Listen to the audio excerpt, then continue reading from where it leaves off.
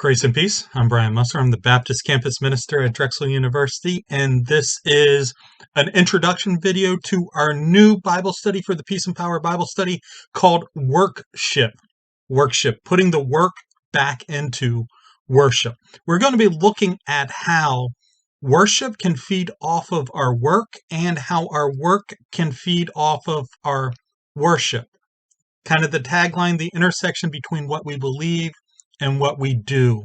What you believe affects how you work and affects how you develop your work as well. So, looking at these things, these are some of the topics we're going to be discussing. God is a worker.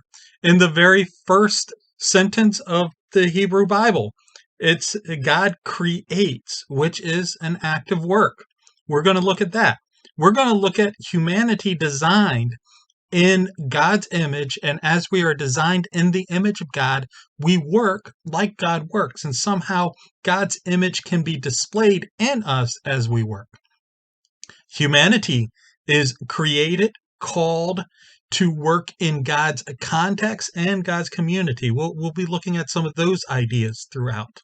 We'll also look at work-rest balance, how to know how much to work, when to rest, and how that all work together as a worshipful life experience. Then we'll look at some of the darker sides of work. What happens if work is good? What happens when we fail?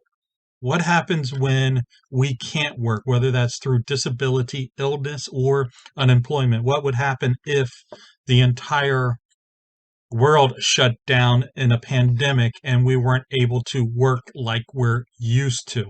We'll also look at things like discerning God's plan for my work. What is God's will for my life? And how does that affect my job, my career, my direction? Things like that. We'll look at praying about work. Is it okay to pray to God that I am successful in my secular job? And we'll also talk about how to take our faith to work, how to talk about Jesus with our co-workers, how to talk about my Christian experience while I'm working with other folks.